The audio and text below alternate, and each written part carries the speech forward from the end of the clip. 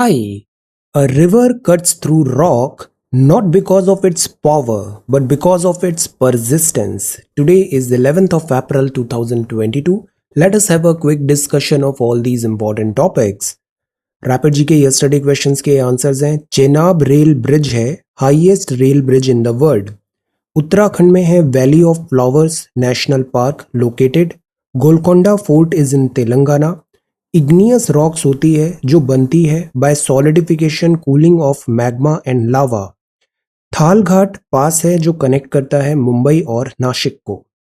आज के सवाल है who is to certify that any bill is a money bill. Money bill का सर्टिफिकेशन कौन करता है। Which article of the Indian constitution provides for a president of the country. किस आर्टिकल में ये लिखा हुआ है।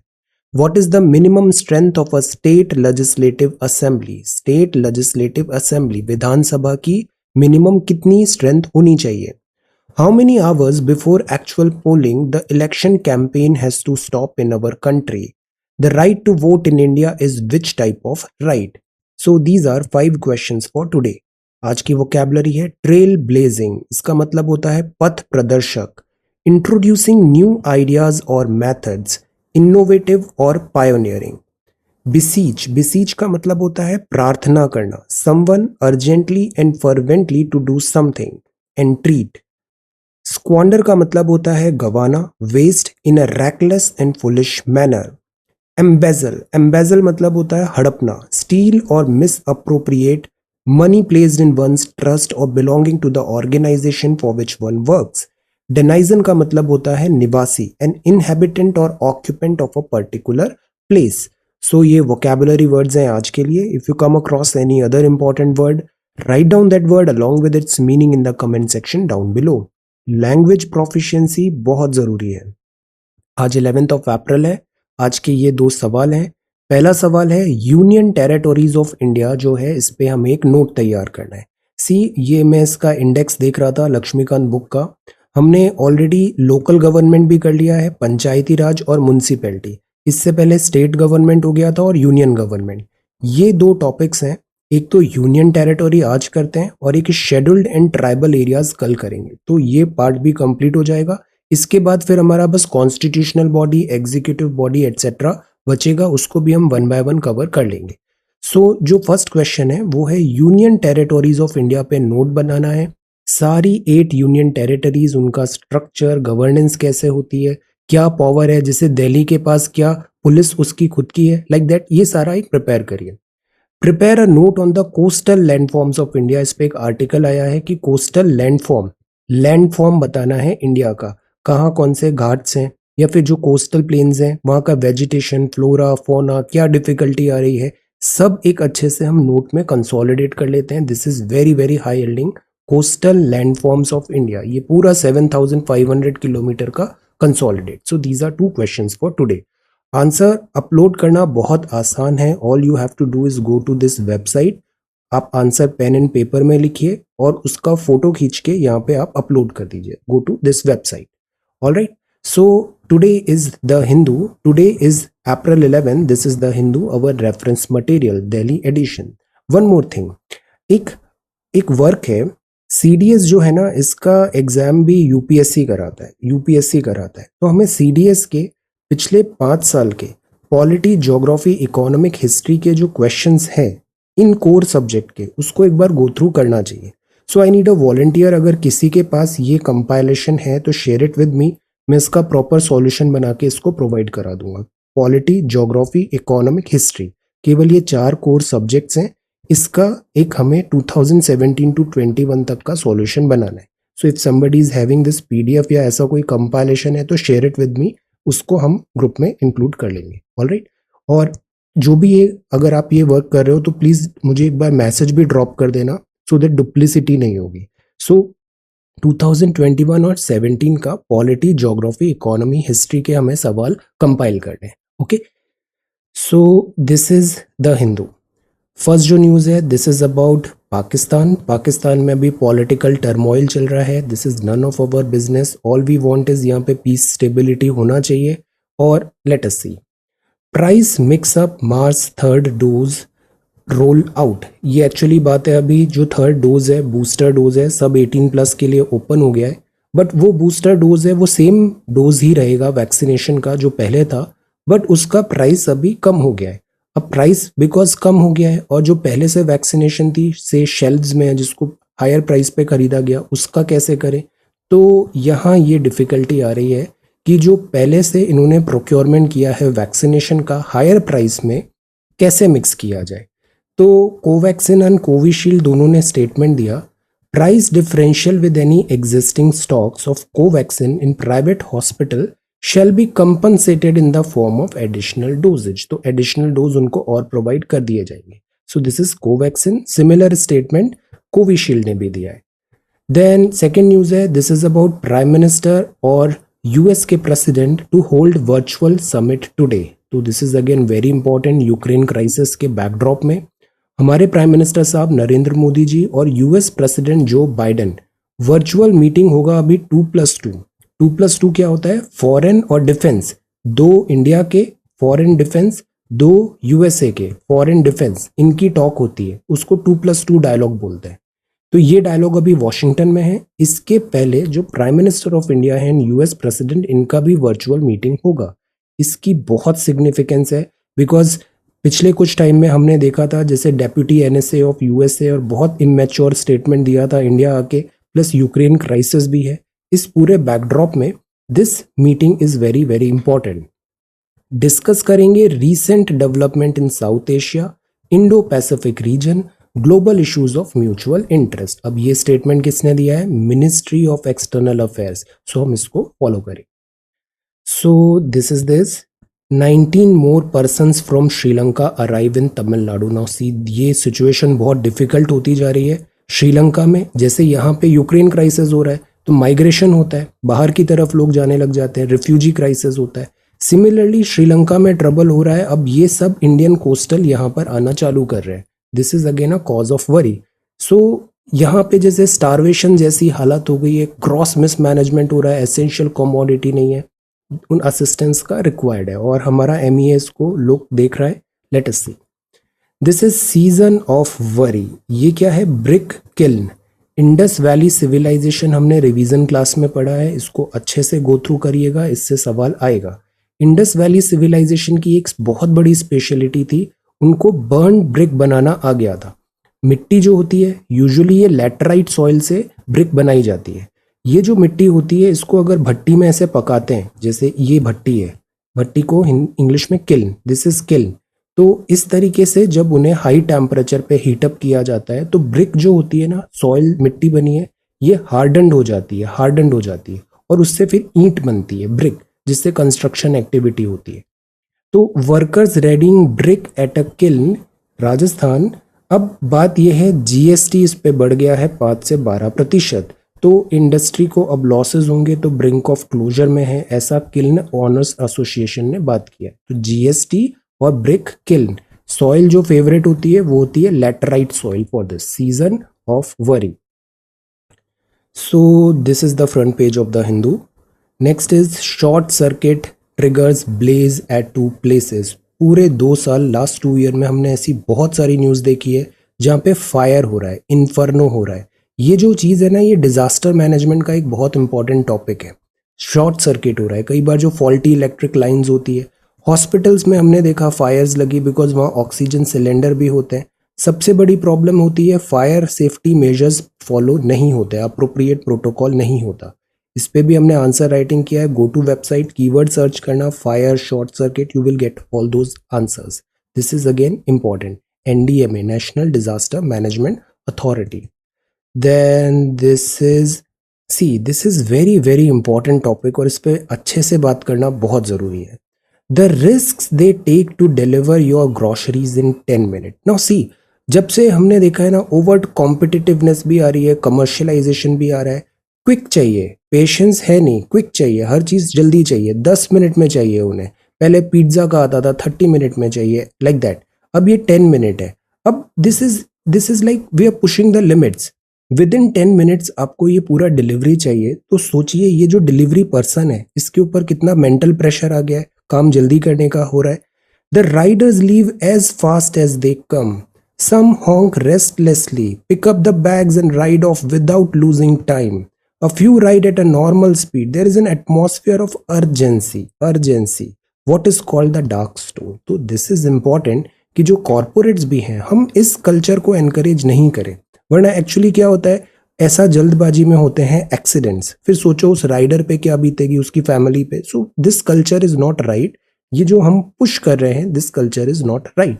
सेकेंड जो रॉन्ग कल्चर है, तो दिस इज फ्रॉम कॉर्पोरेट, कि कॉर्पोरेट को इस टाइप का चीजें नहीं एनकरेज करें.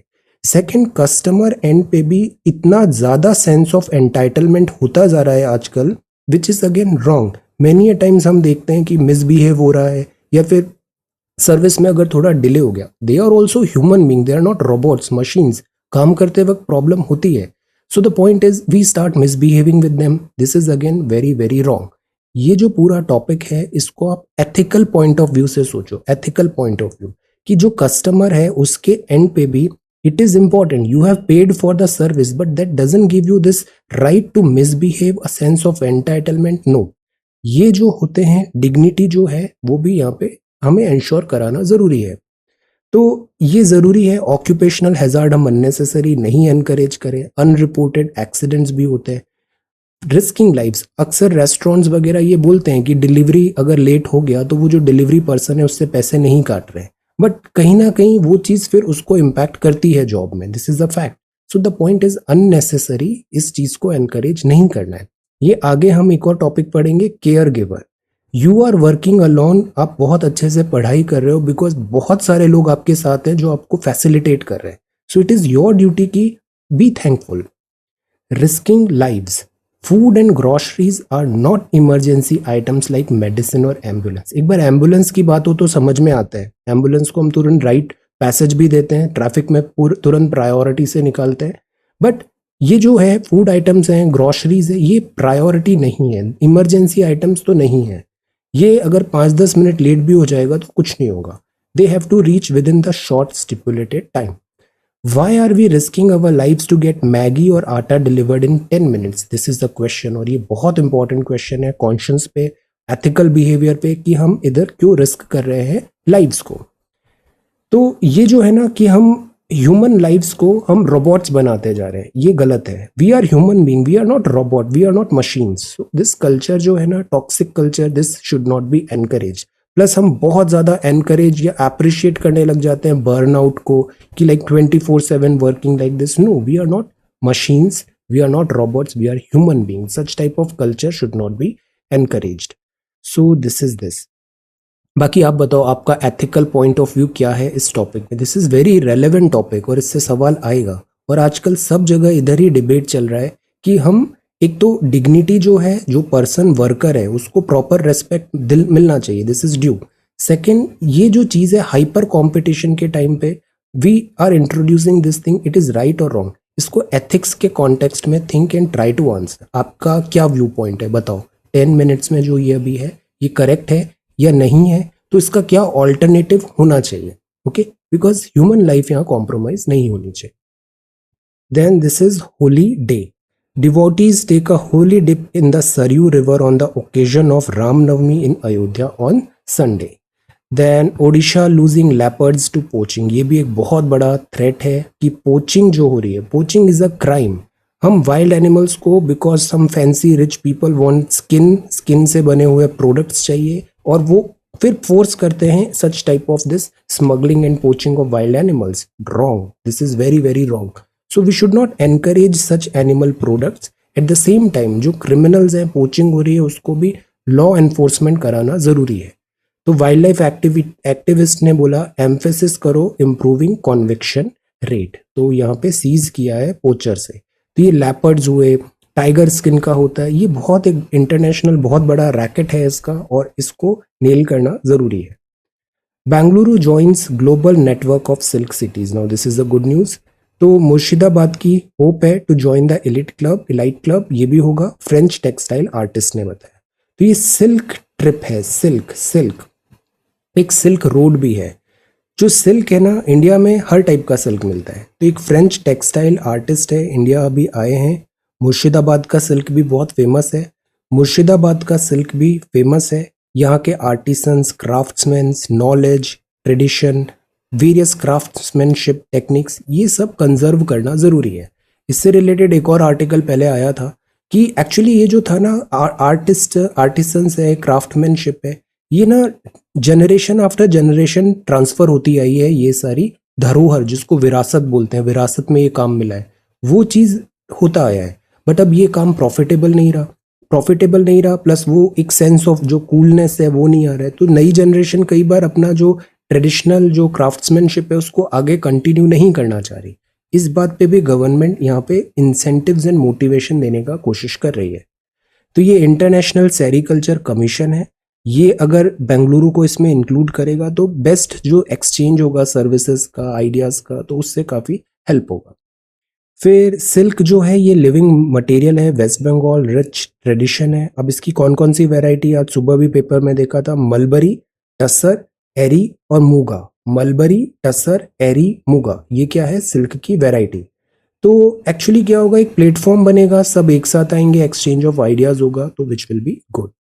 Sensitive subjects should be discussed. Yes, sensitive subjects होते हैं, जैसे वॉर चल रहा है अभी यूक्रेन क्राइसिस में जो ह्यूमैनिटेरियन एंगल है, प्लस जो यूरोपियन कंट्रीज है, इनका जो हिस्ट्री रहा है, जिस तरीके से इन्होंने कोलोनियलिज्म किया, एक्सप्लॉयटेशन किया अफ्रीकन कंट्रीज का, एशियन कंट्रीज का, तो ये बात करना भी जरूरी है कि किस तरीके से वर्ल्ड वॉर वन किया। वर्ल्ड वॉर वन क्या था, ये एम्बिशंस थी, नैरो माइंडसेट था कंट्रीज का, यूरोपियन कंट्रीज का, सेल्फ इंटरेस्ट के लिए ये आपस में लड़े।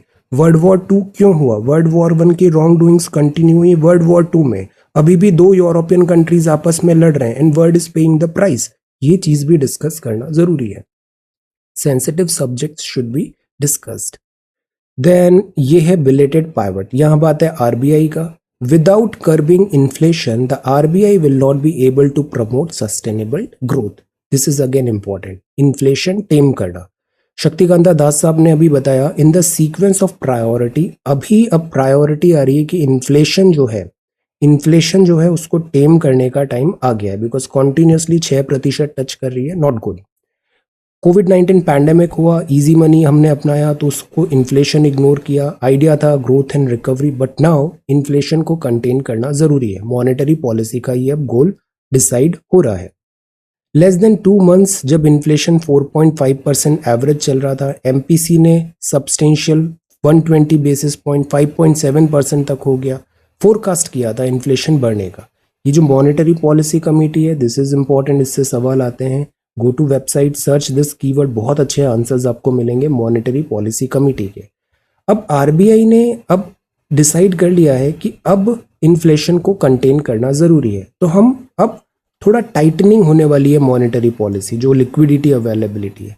बेंचमार्क इंटरेस्ट रेट्स और अकोमोडेटिव पॉलिसी जो है अभी तक अनचेंज था, बट अब टाइम हो गया है कि विड्रॉवल करें अकोमोडेशन का, इजी नहीं करेंगे। 2 फैक्टर्स यहाँ पे बताए, एक तो इन्फ्लेशन बढ़ रहा है, दूसरा वर्ल्ड में भी जैसी सिचुएशंस आ रही हैं उसको भी फैक्टर इन करना जरूरी है, जैसे यूक्रेन का क्राइसिस हो गया, दिस वाज अनएक्सपेक्टेड। इन सब पूरे डार्क क्लाउड्स में आरबीआई एक अच्छे से नेविगेट करने की कोशिश कर रही है मॉनेटरी पॉलिसी। आज सुबह रिवीजन क्लास में हमने रिजर्व बैंक ऑफ इंडिया के बारे में पढ़ा है, रिवाइज कंसोलिडेट, इससे सवाल आएगा। आप माइकल पात्रा हैं, डेप्यूटी गवर्नर हैं, बहुत अच्छे स्टेटमेंट्स होते हैं, ऑब्जर्वेशंस बहुत अच्छे हैं। Central banks have a choice, either accept higher inflation for some time और be prepare to be accountable for destroying demand. इतनी हाई इन्फ्लेशन होगा, इसका बर्डन कौन झेलेगा, डिमांड नहीं आएगी, तो वो लॉन्ग टर्म डैमेज हो जाएगा। पॉलिसी मेकर्स रियलाइज करें और इन्फ्लेशन टारगेटिंग को अचीव करें।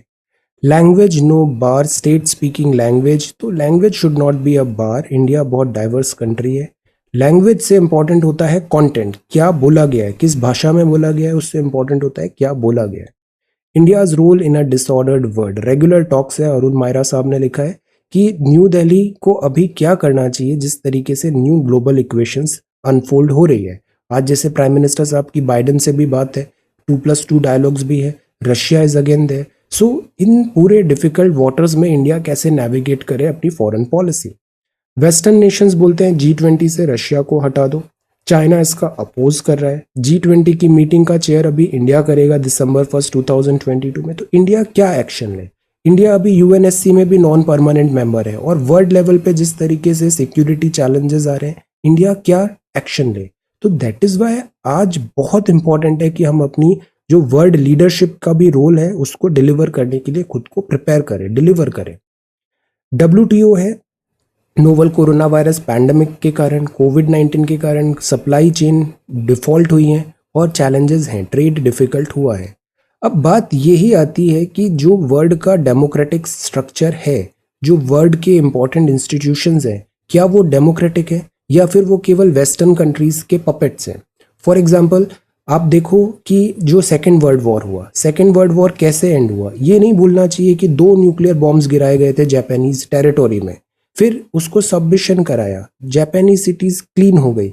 देन ये भी नहीं भूलना चाहिए कि जो United Nations general agreement on trade and tariff है, वर्ल्ड बैंक है, IMF है, ब्रेटन वुड ट्विंस बोलते हैं, यहाँ जो भी वर्ल्ड डिजाइन हुआ वो विक्टोरियस कंट्रीज ऑफ WW2 के अकॉर्डिंग हुआ। मतलब जैसे कि फ्रांस, जैसे कि ब्रिटेन, जैसे कि USA, समवॉट रशिया, इन लोगों ने नेक्स्ट वर्ल्ड ऑर्डर डिसाइड किया इन सारे ग्लोबल इंस्टीट्यूशन से। 1945 और 2022 में बहुत फर्क हो गया है। एशियन कंट्रीज का रिप्रेजेंटेशन यहाँ पे ज्यादा होना चाहिए, स्पेशली इंडिया। इतनी बड़ी पॉपुलेशन है, इतनी बड़ी इकोनॉमी है और वर्ल्ड लेवल पे से नहीं है, UNSC में से नहीं है, तो this is wrong. This questions the credibility of United nation security council. तो जैसे यहाँ पे वीटो पावर है, एक तरफ तो यूनाइटेड जनरल असेंबली है, फिर अपने वीटो पावर क्यों दिया कुछ सेलेक्टेड 5 कंट्रीज को? What is the criteria? Criteria 1945 का डिसाइड किया, दिस इज 2022, रिवीजन जरूरी है। प्लस जो वर्ल्ड बैंक, IMF है, WTO है, ये भी इधर वेस्टर्न वर्ल्ड का डोमिनेंस ज्यादा नजर आता है।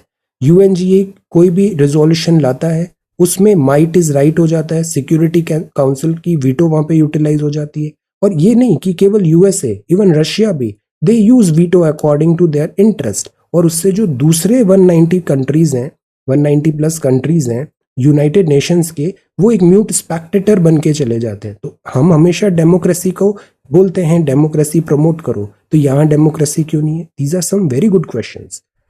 आर्म्ड इंटरवेंशंस है, सैंक्शंस लगाते हैं, एक कंट्री अपने हिसाब से सैंक्शंस लगा रहा है, इंटरवेंशंस हो रहा है, वर्ल्ड पुलिस बन रहा है, तो वेयर इज डेमोक्रेसी? तो सिक्योरिटी काउंसिल का एक्चुअली ये सब रोल होना चाहिए, this has to be ensured. Then G7 बना, उसमें पहले रशिया भी था, फिर उसको हटा दिया गया, फिर से G7 हो गया। ओपेक अपना अलग कार्टल चलाता है ऑयल दिस सप्लाई का। यूरोपियन यूनियन अलग डायरेक्शन है इनका भी। रशिया ने 98 में ज्वाइन किया बट उसको हटा भी दिया गया। 2014 में जब क्राइमिया रशिया ने अनेक्स किया था तब इसको दिस G7 G8 से हटा दिया गया था। प्लस इसके बाद बात आती है G20। G8 से G20 ज़्यादा बेटर इंस्टीट्यूशन है, बिकॉज G20 में ज़्यादा बेटर रिप्रेजेंटेशन और इसमें इंडिया भी है, चाइना भी है। तो G20 बना 1999 में, इकोनॉमी इसका प्रायोरिटी था, फाइनेंशियल स्टेबिलिटी था। अब यह रशिया, चाइना सब मेंबर है, रशिया को G20 से हटाने की बात है, चाइना मना कर रहा है। These are the things. So the point is, जो वर्ल्ड है वहाँ डेमोक्रेसी होनी चाहिए, but democracy letter and spirit में भी होना चाहिए यहाँ पे। This is the argument, otherwise inequalities rise होती है। कैपिटलिस्ट इंस्टीट्यूशंस हैं, जैसे वो गवर्न करते हैं प्रॉपर्टी राइट्स पे, डिसीजन राइट्स पे, कैपिटल राइट्स पे। पर आपको पता है कोई भी एक ऐसा कंट्री नहीं है, चाहे वो USA हो या फिर फ्रांस हो, जहाँ पे डे 1 से सबको यूनिवर्सल एडल्ट सफरेज दिया गया है। इंडिया में डे 1 से यूनिवर्सल एडल्ट सफरेज है, no matter who you are. अगर आप इंडियन सिटीजन हो 18+, पहले 21 था, आप वोट डालने का अधिकार होगा। ये नहीं कि किसके पास कितनी प्रॉपर्टी है, किस रीजन का है, किस एरिया का है, क्या एंटरप्राइज है। No, US and other countries were selective but we were not. तो this is again one thing जो हमारा स्ट्रेंथ बताता है, ट्रू डेमोक्रेसी जो हमारे यहाँ है। डेमोक्रेटिक इंस्टीट्यूशंस जो होते हैं, ये डेमोक्रेसी यहाँ पे इंश्योर कराना जरूरी है। ओके, तो ये बात है यहाँ पे। अब जैसे जो इराक में हुआ, अफगानिस्तान में हुआ, रशिया ने वॉर लड़ा, व्हाट अबाउट दैट? उसको भी अकाउंटेबिलिटी सेट होना चाहिए। वेस्ट जो है like either sort when they stand up against the Washington controlled North Atlantic hegemony, तो this is also one thing. So the point is redistribution of power जरूरी है। India को जिस तरीके से लेक्चर देने की कोशिश हो रही है कि choose sides this and that, the point is introspection western countries को करना भी जरूरी है। इंडिया का स्टैंड बिल्कुल क्लियर है, वायलेंस नहीं होना चाहिए, वायलेंस को स्टॉप करने के लिए ग्लोबल गवर्नेंस होना ज़रूरी है। तो ये जो हिपोक्रेसी है ना, अनडेमोक्रेटिक ग्लोबल जो चीज़ें हो रही है, दिस अगेन नीड्स की एंश्योर यहाँ पे हो। Calling on a democratic country such as India to take their side must also end. So this is there. ये आर्टिकल भी बहुत इंपॉर्टेंट है। ये है केयर इकोनॉमी। हमको लगता है कि हम स्टैंड अलोन इतना सारा काम कर रहे हैं, but no, there are lot many people जो बैकग्राउंड में आपको सपोर्ट कर रहे हैं, फैसिलिटेट कर रहे हैं, तब जाके आप अपना वर्क कर पा रहे हो। तो ये जो केयर इकोनॉमी, जैसे अभी हमने डिलीवरी सिस्टम में भी देखा, somebody is providing you food on time, उस वर्क के कारण ही आप वर्क कर पा रहे हो, तो you have to be thankful. Care economy को एंश्योर करना जरूरी है। तो दिस इज देयर स्ट्रेटेजी हो। प्लस यहाँ पे एक और बात है, सस्टेनेबल डेवलपमेंट गोल क्या बोलता है SDG 8, प्रमोट करे sustain inclusive and sustainable economic growth, full and productive employment and decent work for all. This is SDG 8। क्या लिखा है? Decent work for all. Working conditions भी तो अच्छा होना चाहिए, टॉक्सिक कल्चर हम नहीं प्रमोट करें, सस्टेन्ड हो, सस्टेनेबल इकोनॉमिक ग्रोथ हो। सो ये जो बात है, अभी जो बात है, जैसे अगर जेंडर बायस होता है अक्सर वर्क में, अगर मदर है, बेबी है, तो ऑब्वियसली वहाँ पे फैसिलिटीज़ भी होनी चाहिए। प्लस सेकेंड चीज़ यहाँ पे लिखा हुआ है कि अगर बेबीज को रेज करना है तो this there also has to be some balance, like father mother दोनों का इक्वल रिस्पॉन्सिबिलिटी होता है। सो दैट इज़ वाई अगर आजकल जैसे बात चल रहा है कि मटरनल लीव्स होती है तो पैटर्नल लीव्स भी होना चाहिए। Obviously both are equally, like दोनों का रेस्पॉन्सिबिलिटी है बेबीज को रेज करना, तो this culture should also be there, include होना चाहिए। तो द पॉइंट इज, जैसे अभी पेड केयर वर्कर्स है, डोमेस्टिक वर्कर्स है, आंगनवाड़ी वर्कर्स है, आप उनको राइट्स क्यों नहीं दे रहे हो? एंटाइटलमेंट्स जो है वो भी इंश्योर कराए। बहुत सारा जो वर्क होता है वो अनपेड होता है। आपको पता है डोमेस्टिक वर्क जो है इंडिया में, विमेन अगर डोमेस्टिक वर्क कर रही है तो वो हमारी GDP में भी कैलकुलेट नहीं किया जा रहा है, जबकि आवर्स एंड आवर्स का वो डोमेस्टिक वर्क है। इस बात पे भी अभी एक डिबेट हुआ था। सो द पॉइंट इज कि बहुत सारा जो वर्क है वो अनसीन चला जाता है, अनसीन, उसको रिकॉग्नाइज करना जरूरी है।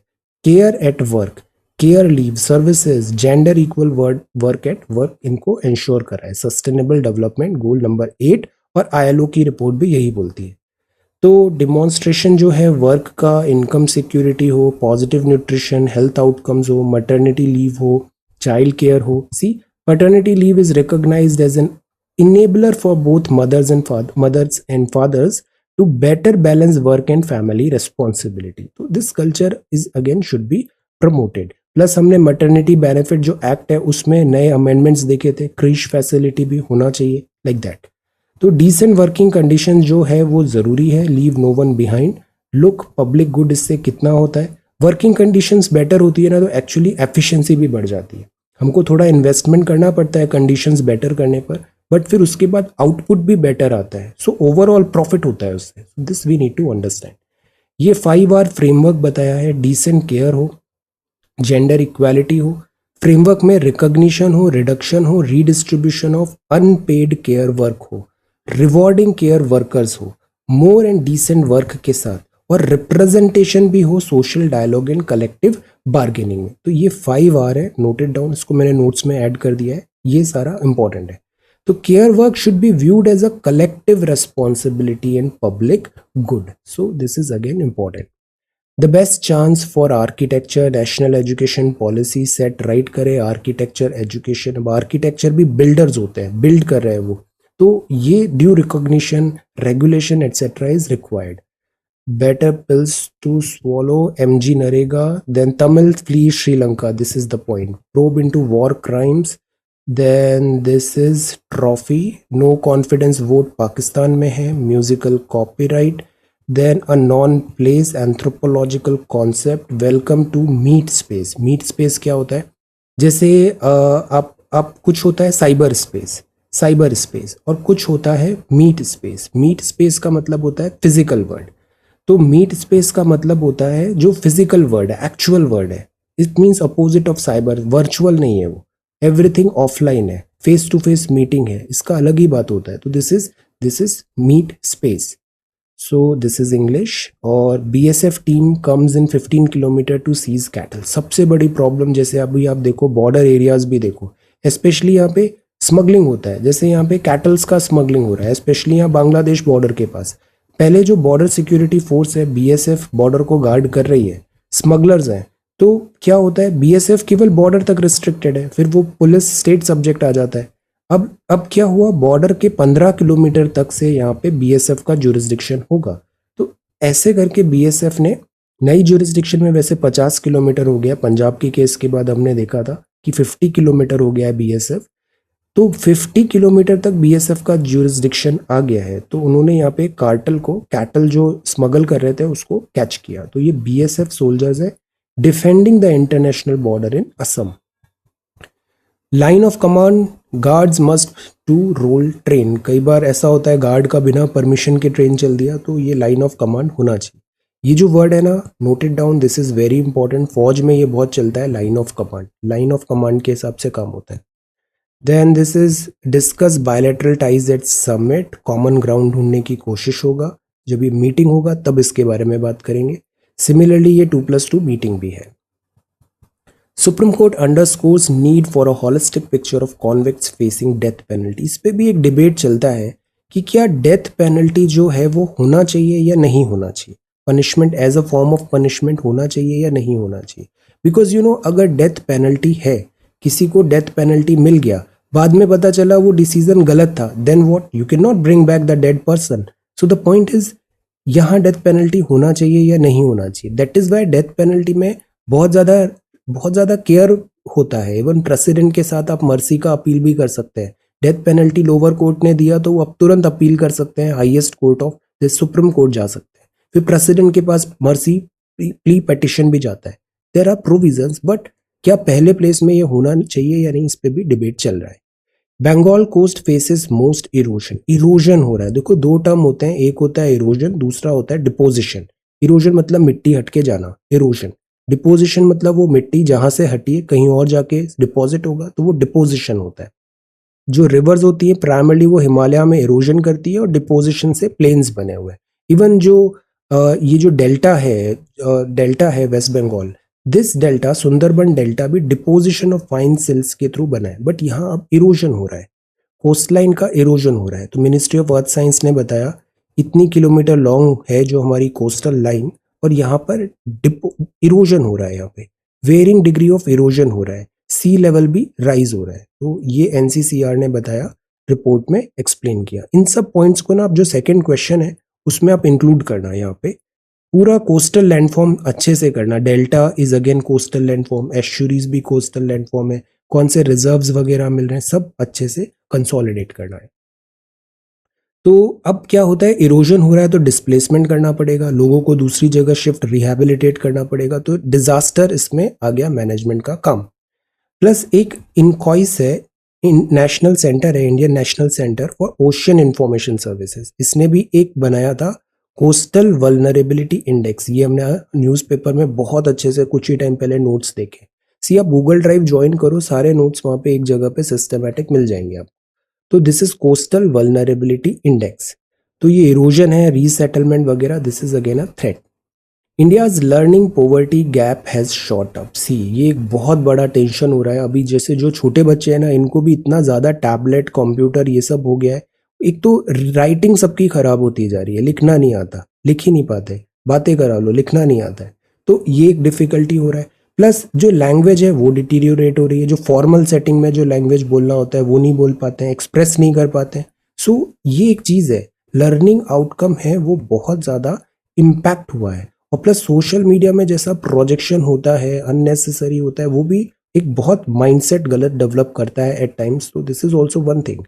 तो लर्निंग जो है वो कॉम्प्रोमाइज हुआ है, डिजिटल जब से कोविड-19 स्कूल लॉकडाउन हुए, लर्निंग कॉम्प्रोमाइज हुआ है। Sri Lankan doctors seek urgent medical supplies to save babies, this is again a big crisis. Australian PM calls for polls. Shanghai में लॉकडाउन लगा है, चाइना भी एक अलग ही कंट्री है, यहाँ लॉकडाउन लगा है बिकॉज ये जीरो कोविड पॉलिसी करते हैं और बहुत स्ट्रिंजेंट लॉकडाउन यहाँ पे लगता है। तो अब रेसिडेंट्स यहाँ कंप्लेन कर रहे हैं। Ukraine races for key battles on eastern front, Macron अभी प्रोबेबली लीड कर रहे हैं, जीत जाएंगे। Then this is cyber attacks, और ये है द हिंदू स्पोर्ट्स सेक्शन। तो आज आंसर राइटिंग डिस्कशन नहीं है, केवल ये 2 सवाल है, यूनियन टेरिटरी और coastal landform. So thank you so much for watching this video. Take care, study well and be safe.